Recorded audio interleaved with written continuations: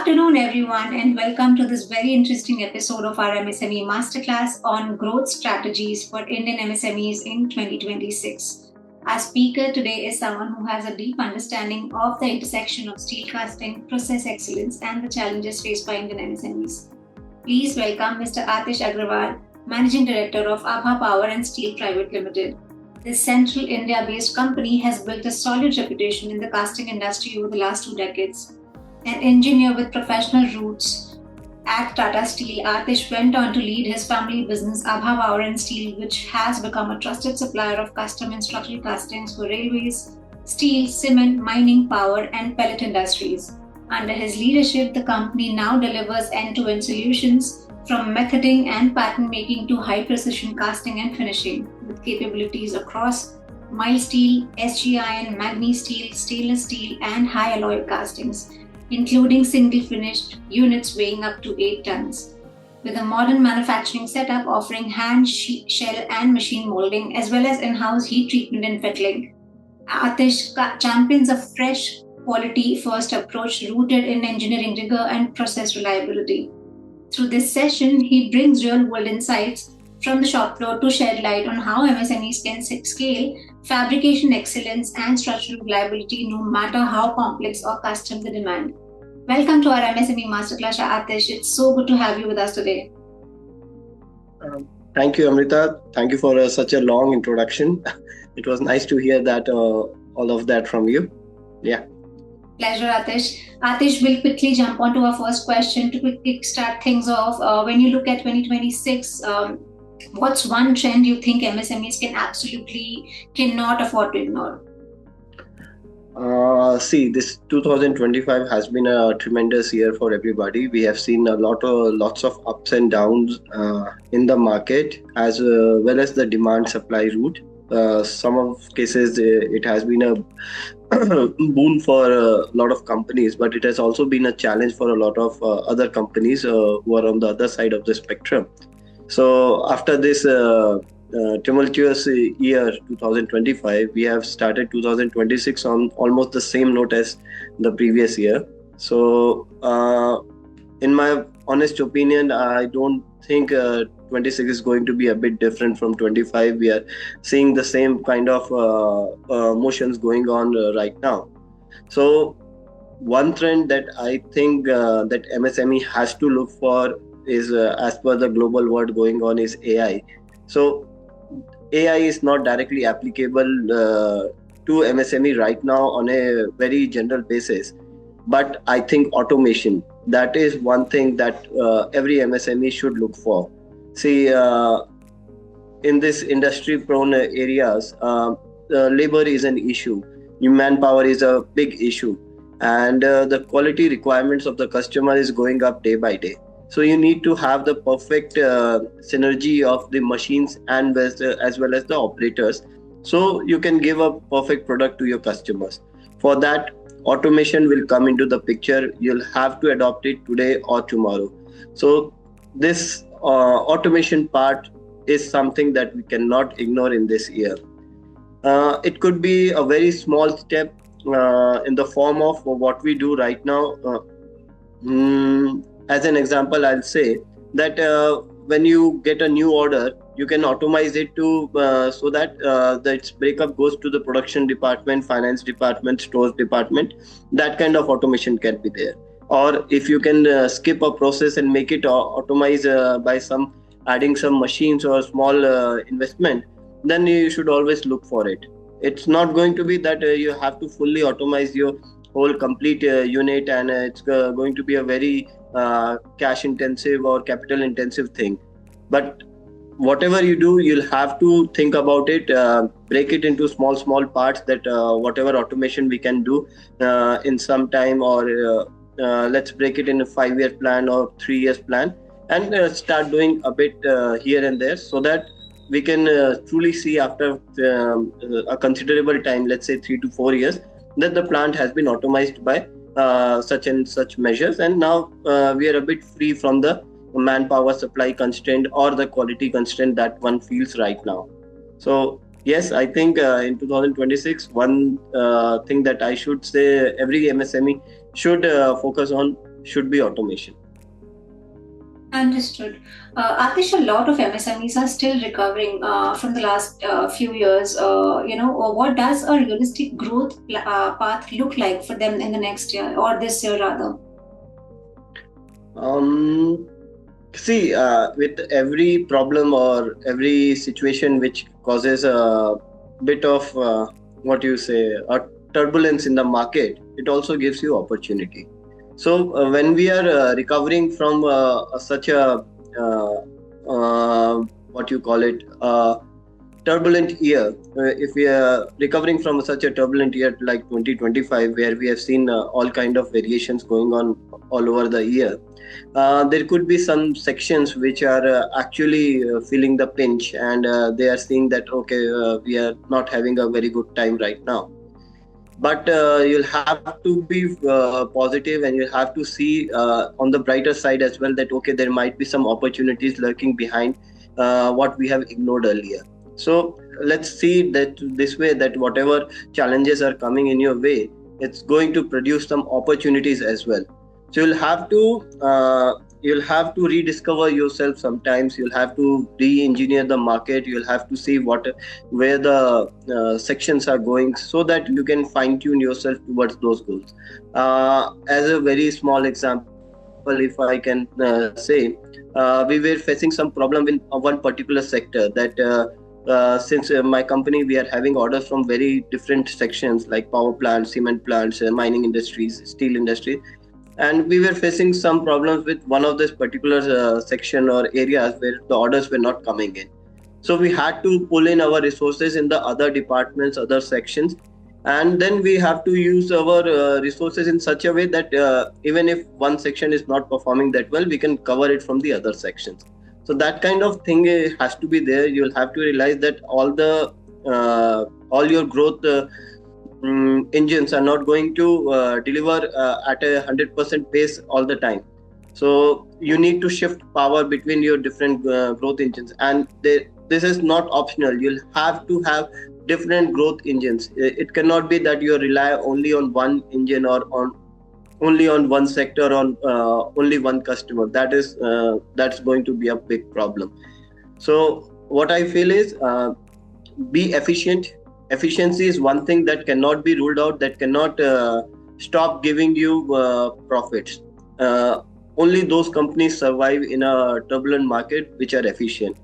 Be efficient in each and every sector, in each and every aspect of your manufacturing or service or whatever department you can take hold of, and be self-reliant. Try to get as many things locally for yourself.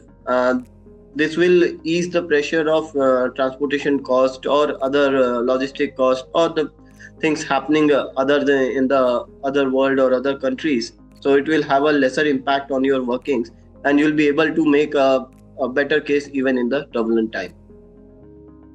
Actually, so Atish, we often hear about MSMEs needing to formalize to grow. What does formalization actually mean in 2026 and beyond? See, it's not an option right now. Earlier, we used to get, okay, we have to take an ISO certification, ISO 9001 certification, or we'll have to do such kind of paperwork. Those were the mindset of MSME, that it's just a paperwork and it needs to be done only when asked for. If the customer asks or if the government asks, we'll have to do that thing. They do it just for the purpose of namesaking. But right now, I think this year we should try to understand the purpose behind each and every documentation or formalization. Formalization means that you are officially making yourself up, you are pushing your company towards a brand making. You get your registrations done at all the right places. It's not an option, you'll have to get it done.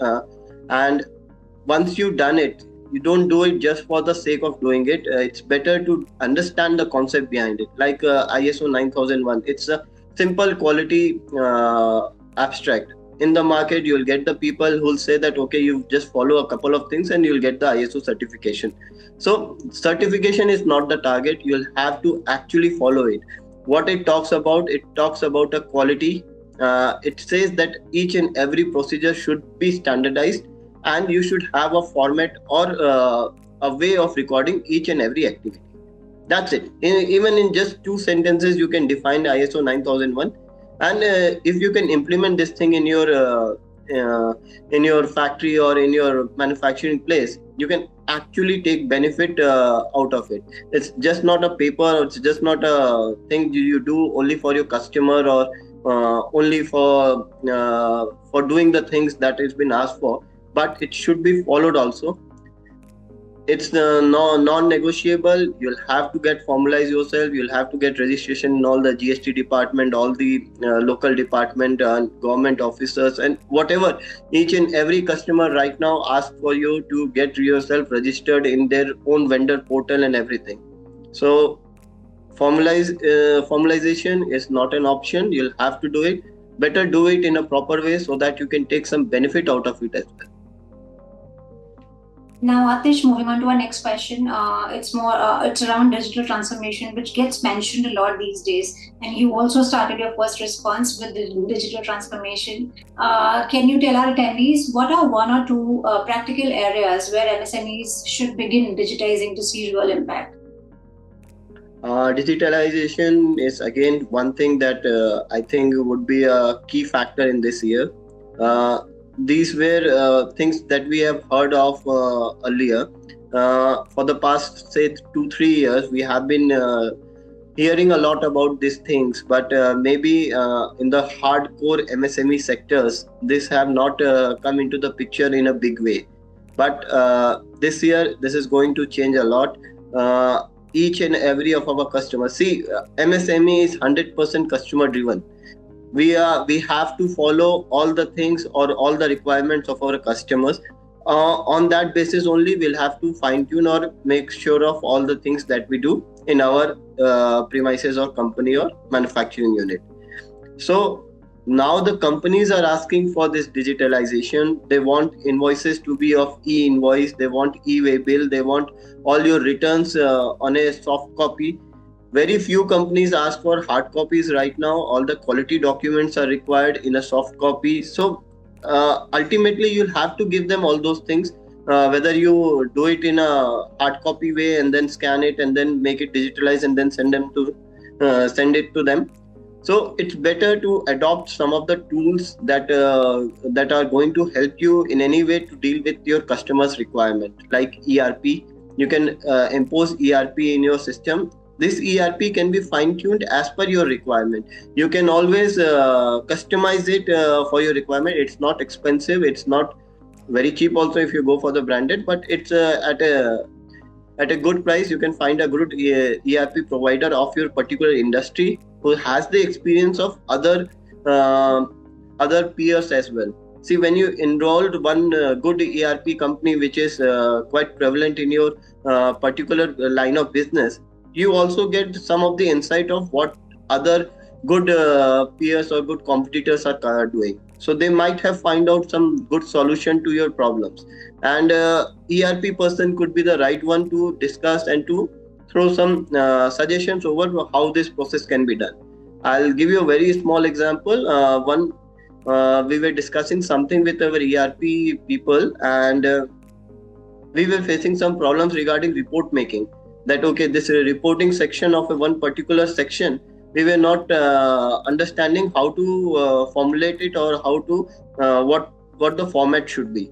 So they gave us a few options, that okay, we can put this conditions, so that we can have a very stringent feedback of the process, as well as we can understand the problem at a one go, which is what ERP is there for. And we liked it, and it solved our problem. So in these ways, this ERP is a good thing, and it should be implemented everywhere. Other than that, there is one thing that we ignore on a regular basis is CRM. CRM is a customer relationship management system. Right now, most of us, particularly in the micro and small segment, we have a very generalized way of contacting our customers and keeping their records. It is good that we do it in a personal way, but going forward, we'll have to look at CRM as well.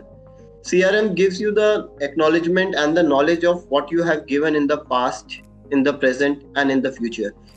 All these three aspects are available at your desk 24 by 7. So this helps you to challenge your new customers, to attack some new customers. It also gives you the insight that okay, this customer has been there with us for such a long time, and we have done such and such business with them in the past.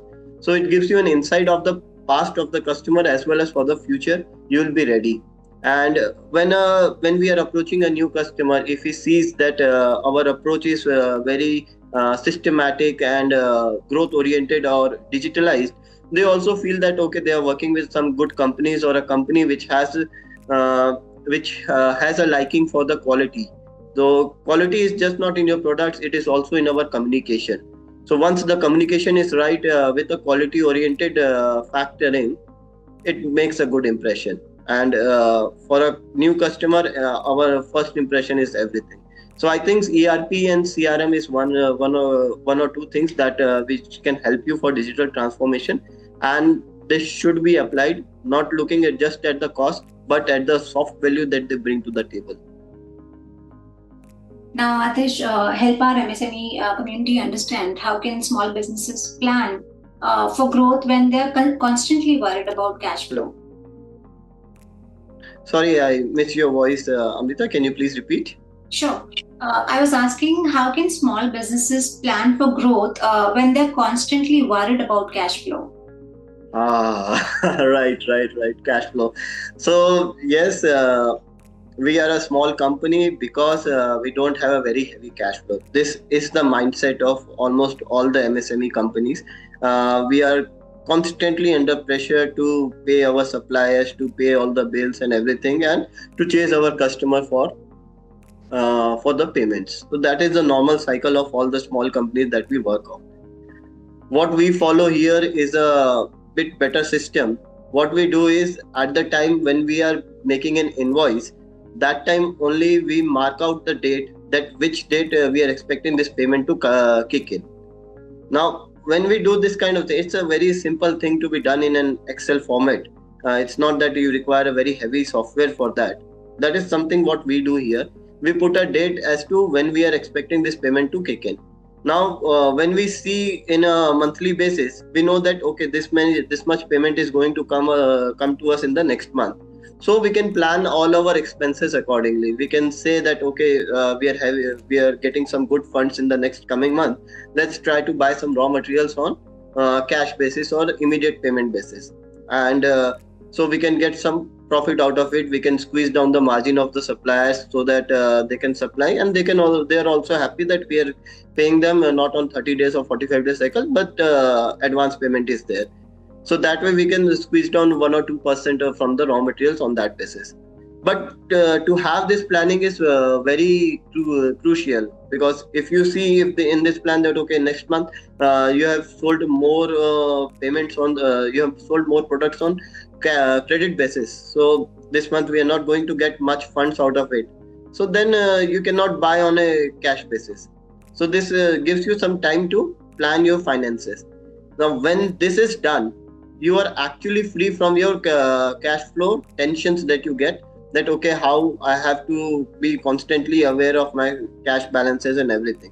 See, you'll have to be sure about your cash balance. That is not an option. You'll have to constantly chase your customer for the payment, and you'll have to get all the things done, but you have to plan it with some systematic process. What we do is we give 15% contingency. This contingency word is very important. You'll always have to keep some contingency fund, because inadvertently one or two of your customers will not pay on your time, and you will face some issues for your payment later on. So you'll have to keep this some contingency. Once this contingency is finalized and you have kept some fund aside, you can be free from the cash flow burden. Unless until you are free from the cash flow burden, you cannot plan for growth. So yes, you'll have to plan for growth, and you'll have to plan it after you have planned your cash flows. Once you have put your systematic a system in place for your cash flow, you'll always find some time on your hand to focus on the growth parameters.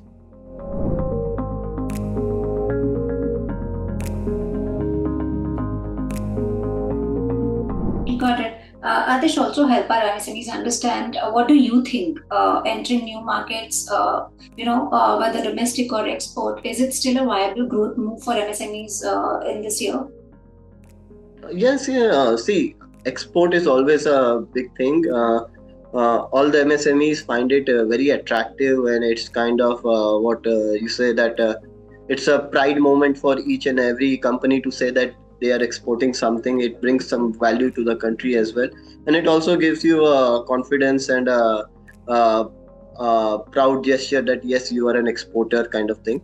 But let me be very frank, it's not that the margins are very high in the export market, or it's not that you can charge 1.3x or 1.2x from the exporter, from the importers, or you'll be a bit very beneficial side once you start exporting.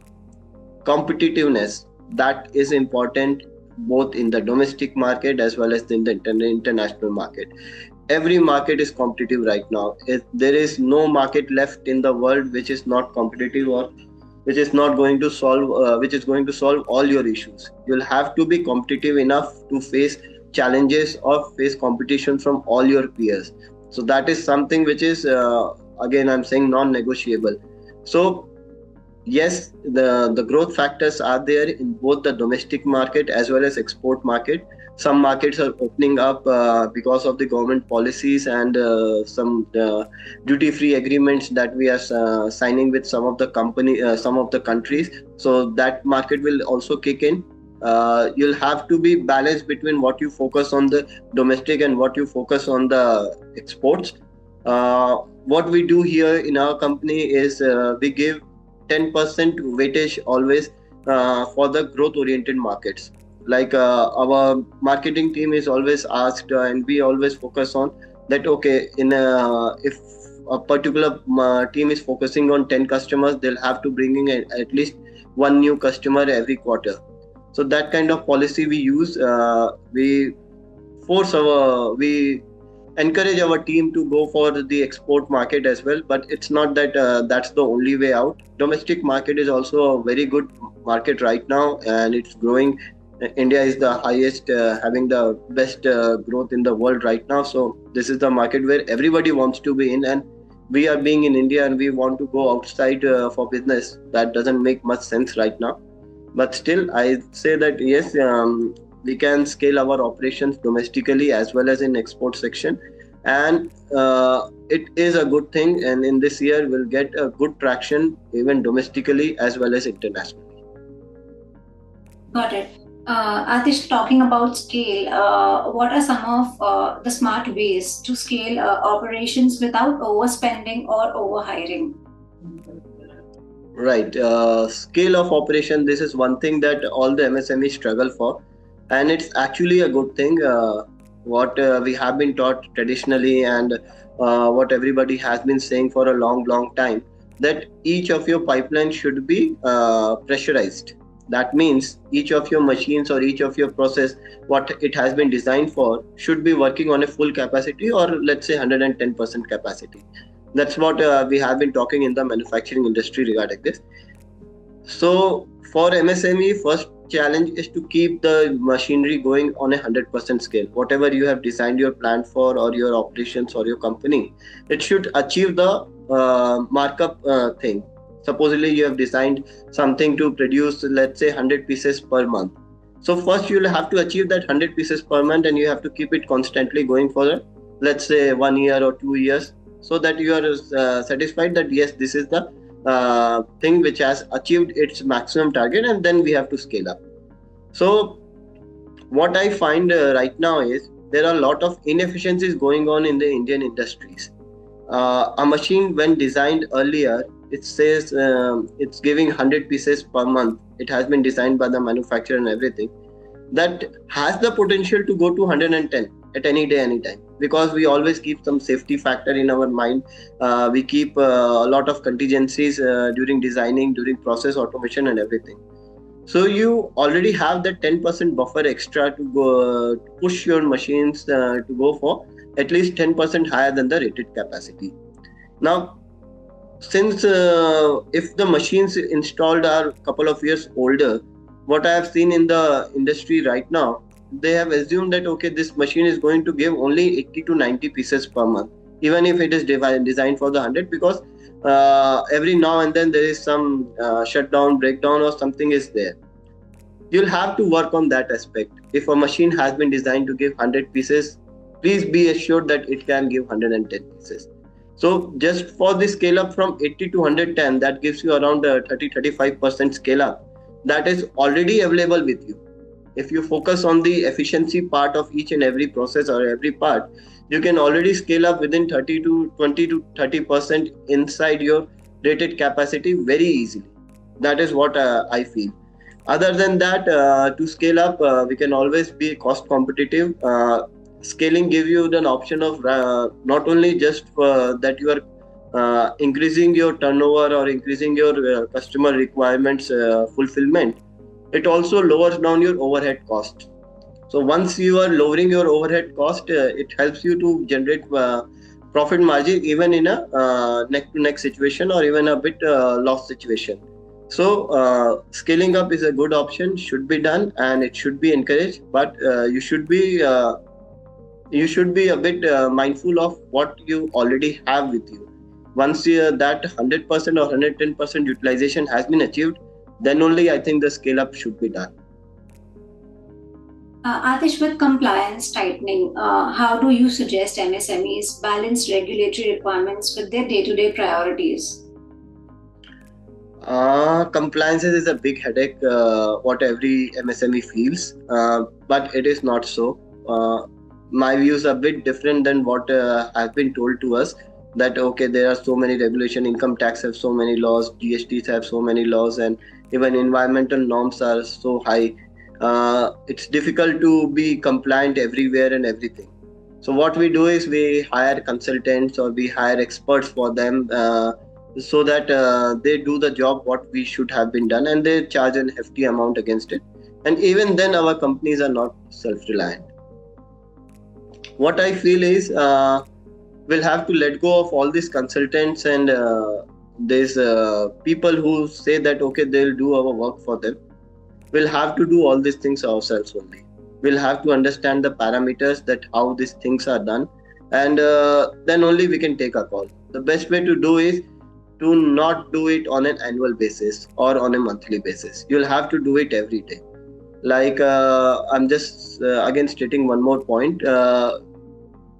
We recently started doing ESG compliance. So for ESG compliance, there was some system that we'll have to give some monthly reports.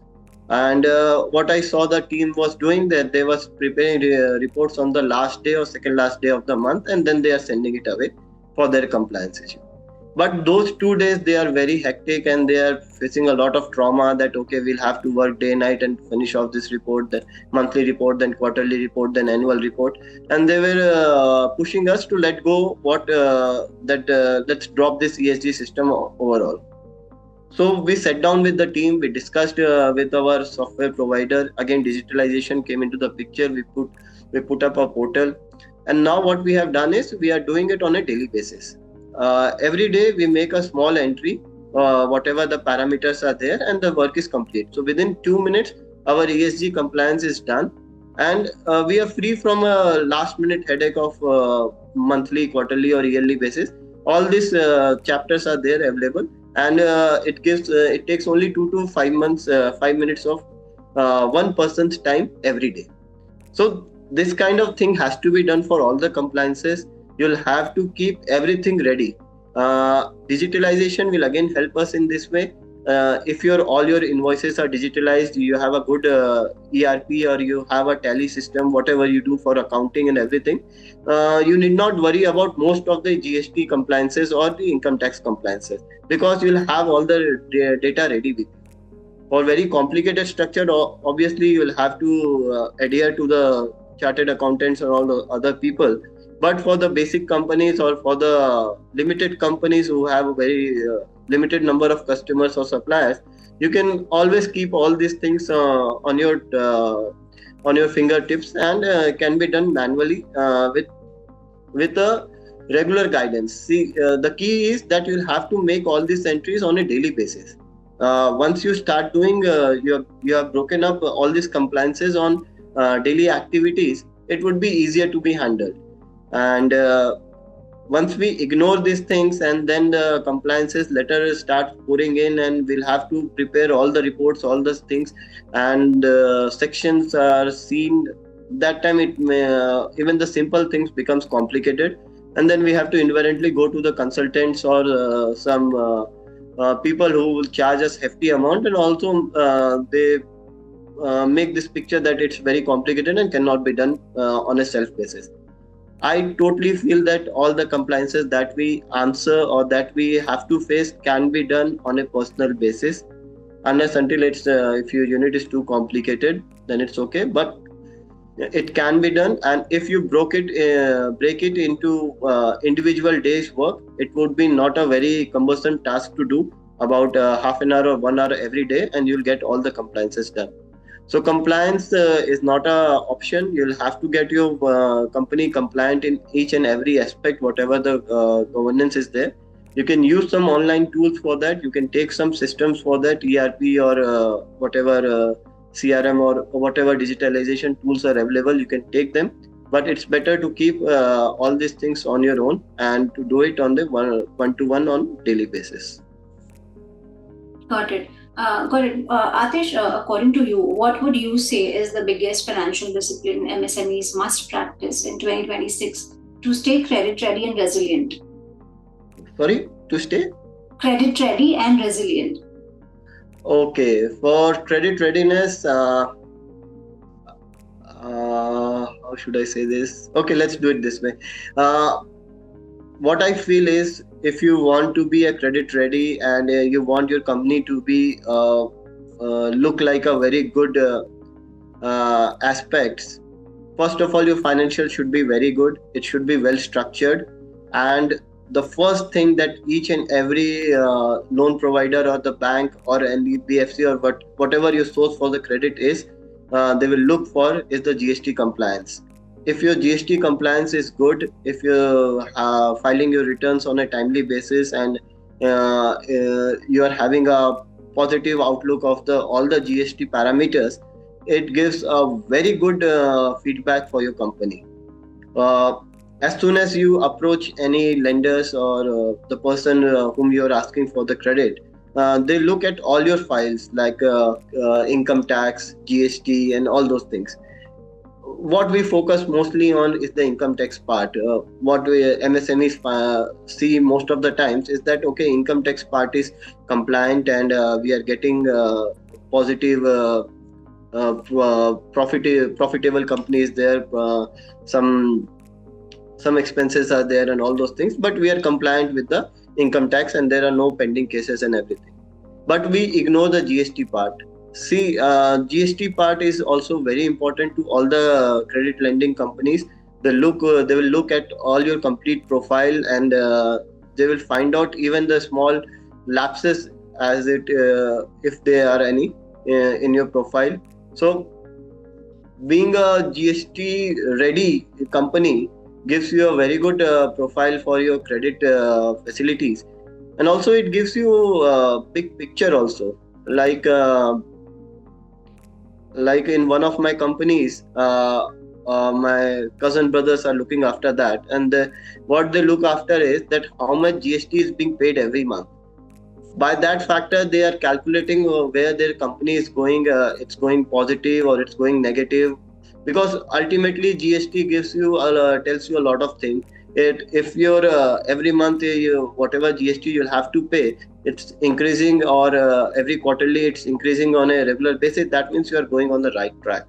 That's what they were saying, and I don't disagree with them.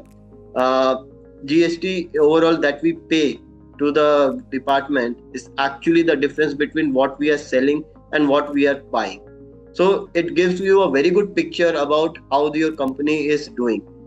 So if it can give you a very good picture about yourself, it also gives a very good picture about you to your lenders also.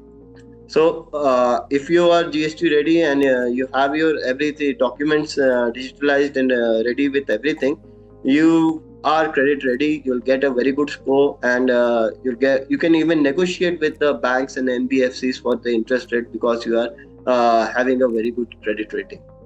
So you can use these points to get yourself ready, and if the time comes for any fund requirement, you can always approach some good lenders. And in your experience, Atish, what are some signals that a business is ready to take on external funding or investment? Hello. Amrita, sorry, I missed the last part. Please No, repeat. that's fine. I'm saying, in your experience, what are some signals that a business is ready to take on external funding or investment? The best thing to look after is your order book. Once you see that your order book is fulfilled, and you're seeing that okay, you have the traction for, I don't know, it varies from industry to industry. Let's say if you have the traction for next 15 days or 6 months or 2 years or 3 years, if you are satisfied that okay, yes, your order book is good enough, then you can go for the external funding. Another factor is what we have here is we have a big board here, and my father and all of our partners and everybody is there at the part of the board. In that board, we always when we pitch in for this external funding or extra funding, the first question being asked is whether this extra fund will increase your turnover or not. It's not that it will increase your profit or increase your capacity, anything. No, the first question being asked is it going to increase your turnover? If it is going to increase your turnover, then only external funding is should be accepted as per our board and whatever the rules which has been applied to us from the past. So this is one thing that you can also put on, make your own rules. You can define yourself that okay, if I achieve this kind of figures or this much turnover, if I achieve 50 crore turnover, then I'll go for the next round of fundraising, or I'll arrange external fund to increase from 50 cr to, let's say, 100 cr or 150 cr.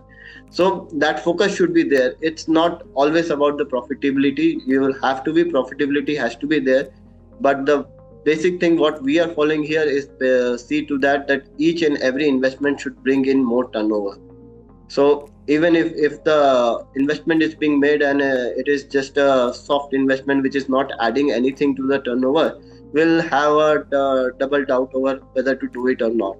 But if it is oriented towards growth, we always go for it. And what other factors? I think, yeah, if you have a clear pathway, your vision is good, that yes, you have a 5 year plan in place, you have the vision with what you are going to do for the next 4 5 year 10 years, you can always go for the external funding. Understood. Atish, according to you, are there any new lending or fintech models MSMEs should explore beyond traditional bank loans?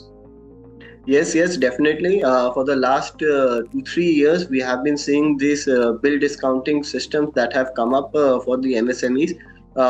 One of the things that government has recently implied is that all the MSME bills should be cleared within 45 days of its invoicing or acceptance of the material. So this is being followed at most of the large enterprises, and this rule applies even for MSMEs also. Even if you are a MSME and you are buying something from the other MSME, you'll have to clear their bills within 45 days. That is the rule what government has implied, and it's a very good thing to ensure that there is no credit crunch for the MSMEs. Beside this, and bank loans have always been there for the credit raising. Another thing has come up, like bill discounting. I think most of the MSMEs are now aware of this thing, but still, I'll say this: it's a good thing. All the major earlier the rule was that any company which has a turnover of above 500 cr will have to put in a bill discounting system facility for their vendors. So most of the companies have done it. There are 3 4 companies like TREDS, RXIL, and uh, Tata Nexar. 3 4 companies are there where you, if you are supplying to one of their clients, then you can get your bills discounted by them. Discount rate is also quite competitive, and it gives you margins. Supposedly that so I have supplied some material to a customer and I'm expecting payment to come after 45 days or 60 days. and if I go through bill discounting and I get 1% of the I pay 1% of the cost and I get the fund within 3 days. So it depends if do I really need to have a fixed credit if we can have a bill discounting system. So it gives you a very alternate view. You don't require any capital for it. You don't require any mortgages or anything like that, because the security lies with your client, not with you. So it's a good thing. Other than this, this is the traditionally acceptable what the bill discounting has been made available by your customer. Your banks are also giving you a new techniques for this credit availability. They are also going for bill discounting. If you are buying, you are selling goods to some key customers, you can always get your bill discounted through your bank. You need to talk to your bank about that. Other than that, there are also some credit linked loans that even GST linked loans are there. If your GST credit is good and you have been doing all the uh, right returns, timely returns, and you have a positive GST payment every month or every year, there are a few banks and there are a few systems who are giving you loans against your GST performance also. So that is one avenue you can explore. Another is IPO. This is a very good thing. We have recently done the IPO for our company in the last February 24, and it seems a bit cumbersome. The process is a bit long. It will take you around at least 6 to 9 months to get IPO funds in your account. But once you have kicked in the process and you started doing the working over it, it's not something which cannot be done. And right now, the focus for both BSE and NSE is to encourage all the SME companies to come forward for IPO. So it is also a very good route which we can explore to further increase our credit ratings or the credit availability.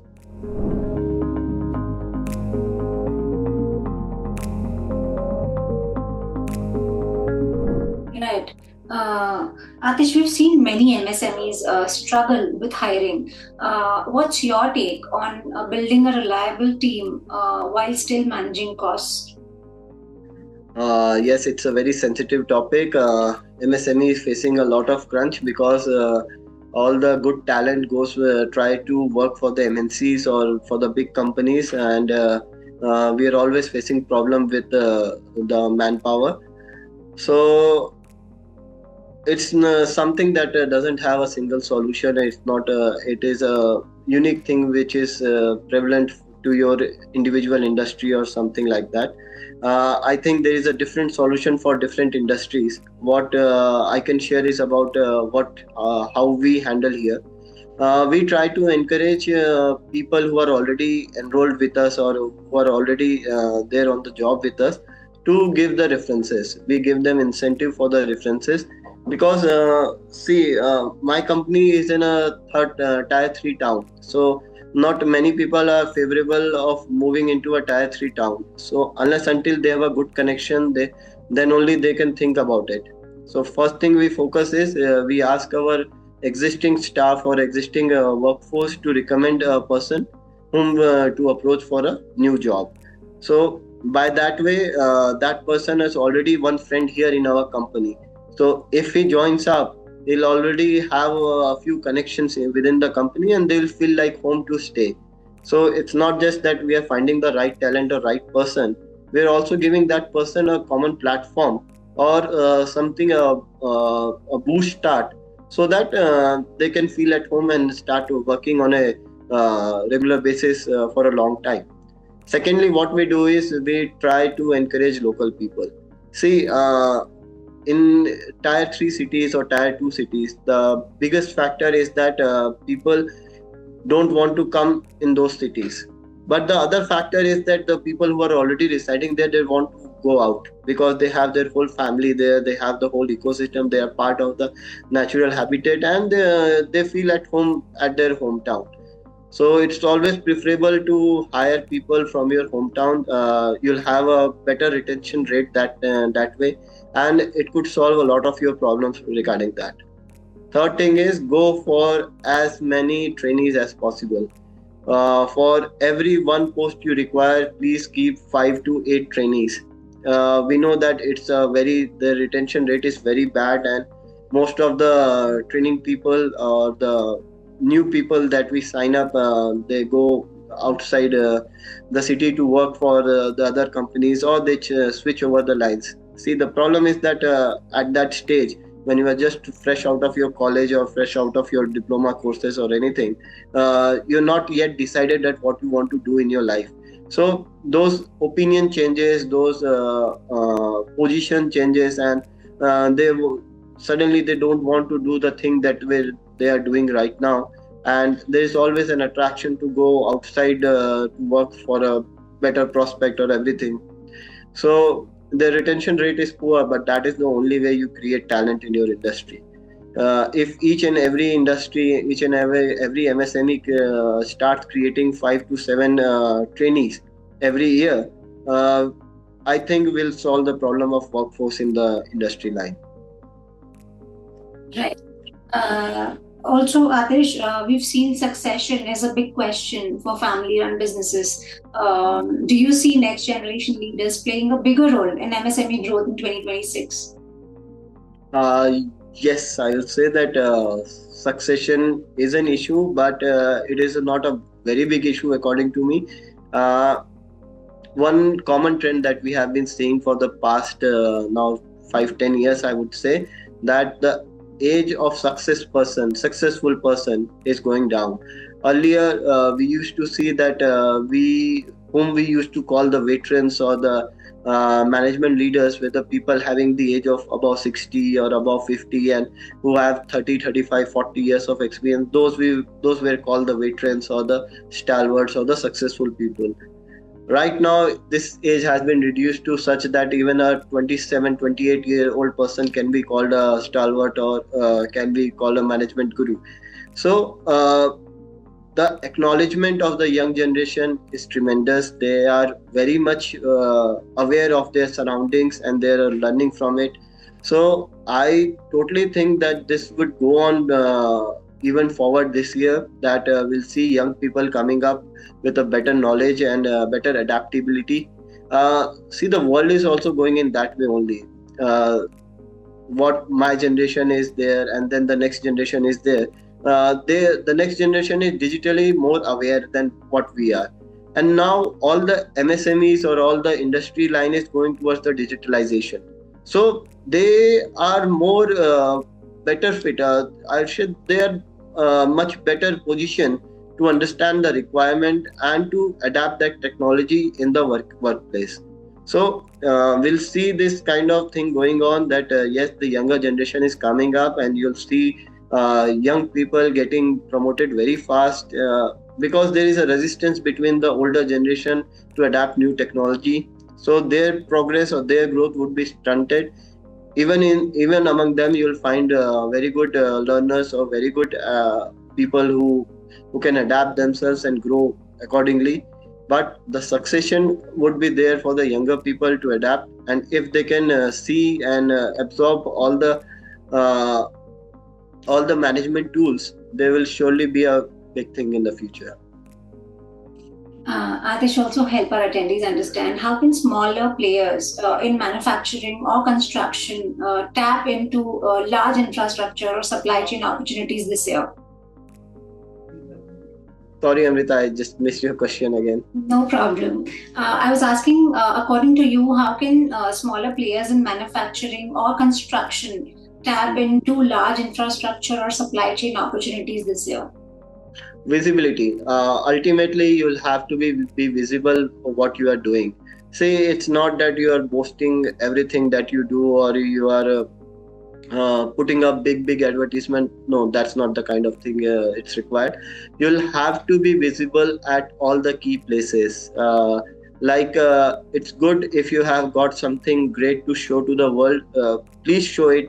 Don't keep it to yourself, that people to get to know about it at a later stage, or word of mouth is there. No, nothing like that.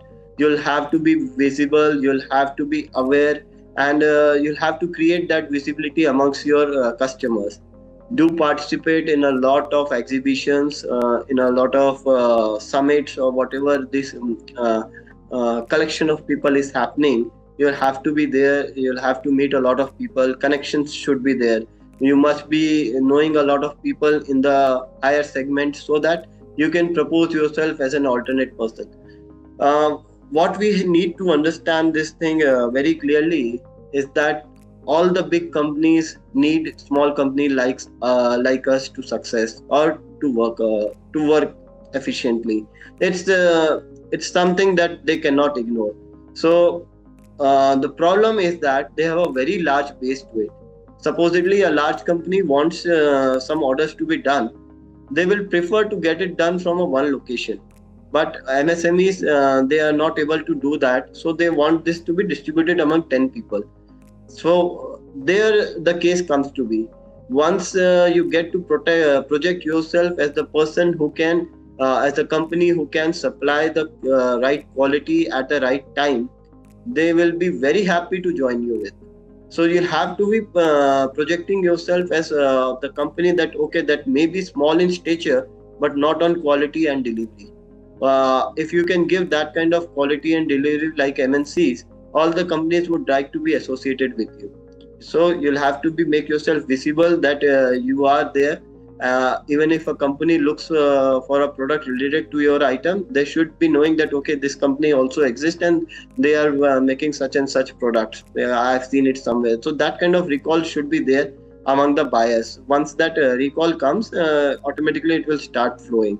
So I'll say the visibility and awareness. These are the two things that you should keep yourself grooming, and then only you can enter the large manufacturing or any other space you want. How do you see sustainability or green practices fitting into MSME growth stories in 2026? Okay, green practices and to be what you said, carbon neutral, all these fancy terms are coming nowadays. We have been hearing this for the past couple of years. But into 2026, I'll see the correct or the right impact of what we are doing with our industry. See, again, I'll say the same things, that it's non negotiable that you'll have to think about being green. uh, a lot of customers which have been not been asking this question would start asking them in this year. uh, as we all know that CBAM has been implemented by Europe. Everybody is asking you the hard questions about how you are doing the things, and it's not just about being a quality conscious or the cost conscious person. It has to be the carbon conscious as well. So people are all the big companies are not just asking for your quotations just for the pricing and everything. They're also asking that how you are going to produce this item and how conversant you are with the ethical practices and the these green practices and all those things.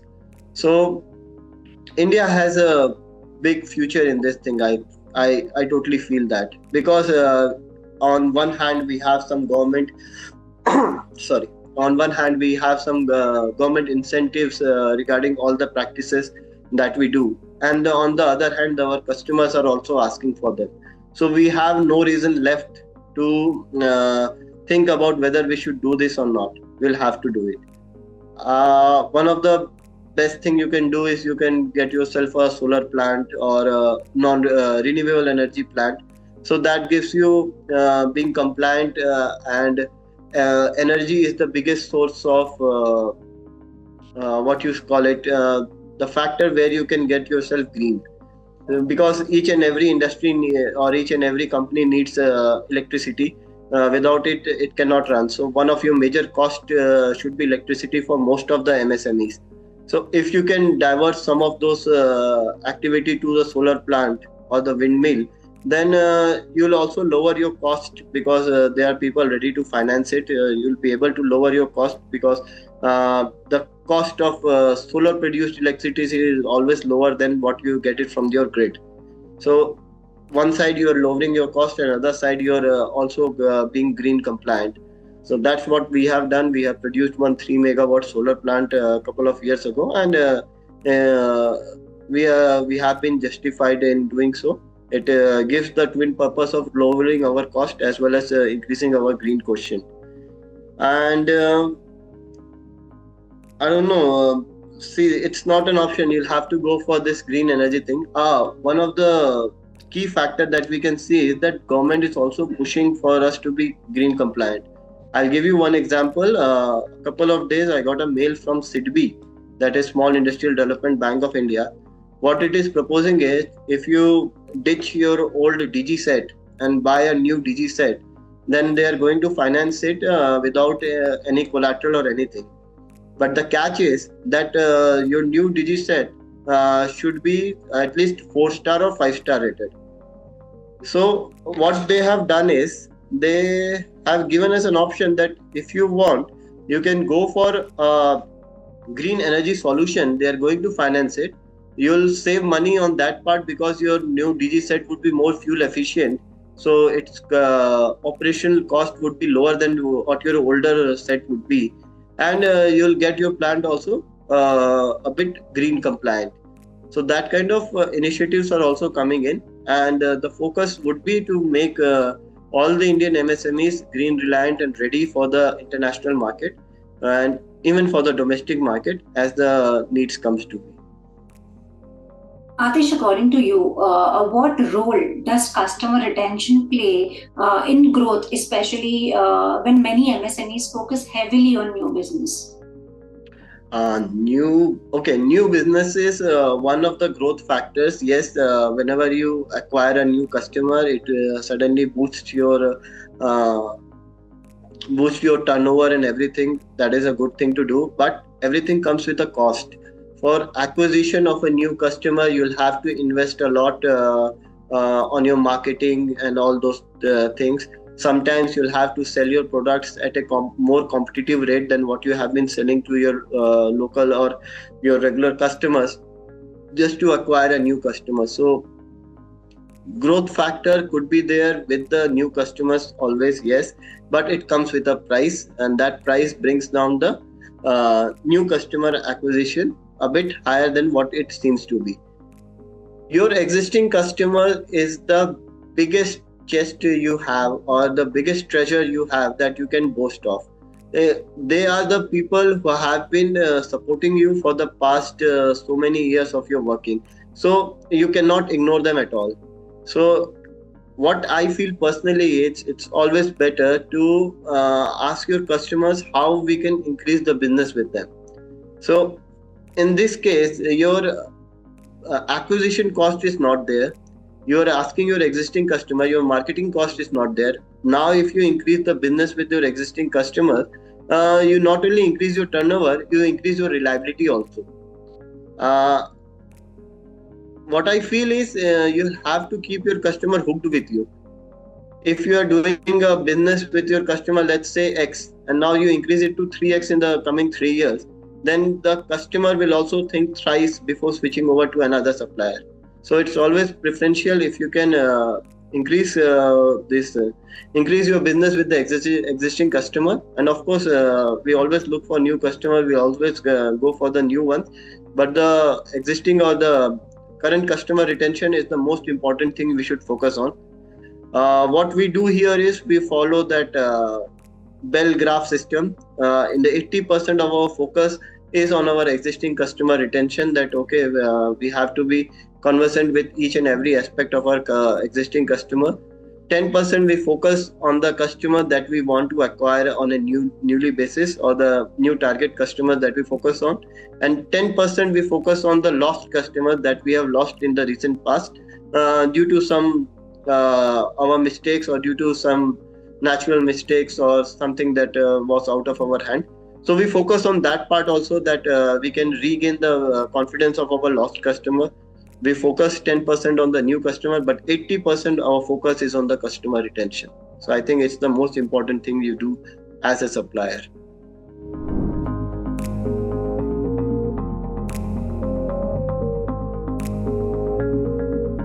Got it. Atish, what mindset shift do you think MSME founders need to make to break past the plateau that they often hit after a few years? Sorry, you'll have to again repeat that. No worries. I was asking what mindset shift do you think MSME founders need to make to break past the plateau that they often hit after a few years? Oh yes, see, we start very aggressively once we have kicked in our process and the unit is up and running. Uh, we find it, we find sometimes that the attraction is leaving us. What happens is at the initial stage, you start doing everything on your own. Each and every founder face this dilemma that every aspect has to be handled by himself. And in a couple of years or 3 4 years when the growth is there and then it has achieved its right target, by that time if you look on that day and look at the day one when we started the things, it seems that even now everything is being done by the founder has so much tight control over all the things that it has not let go each any of the procedures, so that he is trying to handle each and everything himself. That is the biggest constraint which is holding back the foundation. Once that was the key point to drive the company forward, that was the way to go forward, but ultimately when it has reached a certain point, you will have to hand over those systems to somebody else. Likewise, you can't be doing the accounting all by yourself even after a couple of years of your working. You'll have to hire somebody and explain to him the whole system. You can keep a surprise check or you can keep your supervision over it, but you can't be doing all those things yourself. Similarly, for the product production, for the marketing, for each and every aspect, you need to have your team and you need to denote them the system how it is done.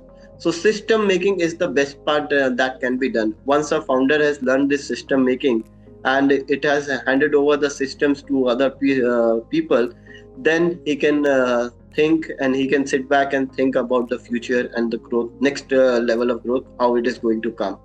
Unless until he has some time on his hand, he cannot think about the future. If he's so much busy with the daily bustle and daily workings, he cannot focus on the future part.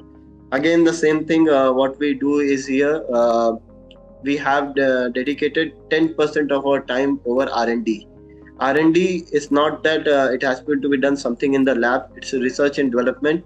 Research, that is how to do that again and how to get this growth again, and where do we see ourselves in the coming years. That is the research part, that where our foundry is going, where our industry is going, and how do we align ourselves to that growth part. And then development, that what we are doing right now, what are the changes, what are the development we'll have to do in our existing system, so that we can be more cost efficient, we'll be more efficient in all the aspects, and we can have a better customer retention. That is the development. So this R&D is very critical in our MSME language. It's not about developing new products. It's about researching the future and redeveloping yourself in the current situation. So that could be the one thing which can help the founders to escalate themselves from a plateau or whatever you have used, where they are feeling stagnant and they can find another growth aspect. Understood. If you had to pick one underutilized lever for MSME growth, what would it be and why? Mm, One lever for MSMEs. I think it's the partnership. See, as an MSME companies, what I feel is we don't believe in partnerships at all. But this partnership term is very important for MSME. Uh, we have to understand this thing that we are not a very big company and we are not going to win the world on our own. So we need to have all these partnerships. This partnership is not meant like a regular partner you bring into your company. No, not like that. It means that you'll have to have a partnership with your suppliers, you'll have to have a partnership with your customers. Go for MOUs, go for agreements, go for a long term deals. Those are the things which are important. See, it's just not a fancy word, it's a commitment. Once I'll give you a very small example. We were having a very erratic LPG supply with our vendors. Sometimes it was available, sometimes it was not available, and supply was a constant. A lot of factors were there. Then we called our two or three vendors who were supplying us on a regular basis, and we tried to understand the problem with them. So nobody was giving any concrete answer. They were just saying that okay, we were having supply constraint and something like that. What we felt at that time, that okay, the problem is not that. The problem is amongst us. We are the problem. We are not giving actually the enough business to any one of them. We are distributing into three different vendors, and that's why they are not giving any importance to us, because we are a very small customer for them, and they don't want headache, our headache with it. So what we did is we called our best vendor and we sat down with him and we signed an MOU that okay, LPG prices are always declared by the government on the 1st and 15th of every month. We noted down that the prices on every 1st and 15th, this new prices would kick in, and according that MOU, this much supply would be given by them to us, and we'll pay them within this date. It's not a contract, or it's not a legal agreement or anything. It's just an MOU, memorandum of understanding, between a supplier and a buyer. What we found was a real shift in the supply from the very next day. The supply was very prompt, and we did this I think a couple of years ago. Until that, we don't have a single hiccup in the supply. So it's a very powerful thing. This MOU doesn't have any legal binding, doesn't forces anybody to do anything, but it's give you a sense of ownership, to you, to me. Okay, I have to place all my orders to this single vendor because he's been very genuine supplier to me. It also gives a sense of ownership to the supplier. Okay, I've signed some documents and I have been trusted by the company for such and such operation. I have to make sure that the company doesn't stop because of me. So he also takes the ownership, and that one page letter, which doesn't have any legal binding, it gives us a sense of security to both of us, and both of us can grow together. So I think that partnership is very important. We need to develop this culture in the Indian industries, that we go for a long-term deals. Once we go for a long-term deals, we can actually unlock the potential. Our customer, if we have a long-term supply deal with our customer is also free from all the headache that okay, I don't have to negotiate again and again. I don't have to buy all these things. I have to again take rate from different vendors. And also for the supplier, okay, this customer, my business is consistent and I have to give them the best delivery possible, best service possible. So it gives you the sense of ownership to both the parties. So yes, if one tool, I'll say that it could be a partnership tool. If we can get a partnership rooming between the supplier, customer, or some other person, I think it's a great thing to go forward with. To wrap up, Atish, what's one simple action an MSME owner can take right after this session to start planning for 2026 better? System. Everything is system driven. 100% you'll have to form a system for everything. See, this, if I can go a bit philosophical, everything, the world runs on a system. The government runs on a system. Everything runs on a system. If your system is good and robust and very fine tuned, then your machinery acts well. A gearbox, it's a system. It's a system of different gears and how they perform together. Something like that. So you'll have to put in system in each and every operations. For the incoming raw material, you'll have to put in a system. For your manufacturing processes, you'll have to put individual system in the individual process sections. For marketing also, you'll have to put in a system. Unless until you put a system, you're not going to be free from the day-to-day workings. You'll be always jumbled up with so many things going on, that you'll have to look after each and every parameters, and you'll not find any time on your hand to look forward to. So once you put in the system, go for the system checks. So this system and this system check, once you have put these two things in your company everywhere, you'll be finding that okay, once I have completed the system checks, within 2 to 3 hours, I have the complete knowledge of the processes that is going on, and then I can focus on the growth. I can see the future. I can define the how we are going to perform in the future, and we can try to communicate with our new customers. Customer acquisition can be done, or as I said, that R&D, we can denote some time to our R&D. So that is the main thing I will say, that after this session, to all the MSMEs, please go for a system first. Place a system in each and every step. Go for a system check where you can check whether your system is okay or not, and then invest some time in R&D. R&D is the research for your future, and development is what you are doing right now, how to develop that. With that, we've come to the end of today's episode, Atish. Thank you so much. Your insights were really interesting and detailed, and I'm sure our MSME sector is going to benefit from this. Thank you so much, Atish. Thank you, Amrita. It was a nice knowing to talk about so many things that we have seen and developed in the past 10, 12 years. And I'm always on the lookout for any suggestions from the peers or from anybody. Okay. I had a good fun. Thank you. Have a great day. Bye. Thank you so much, Atish. For our attendees who are online, if you've missed any part of today's interesting session on growth strategies for Indian MSMEs in 2026, please go on YouTube, type GSW1 MSME, and you'll find all our episodes uploaded there. Thank you once again, Atish. Thank you. Bye. Thank you. Bye.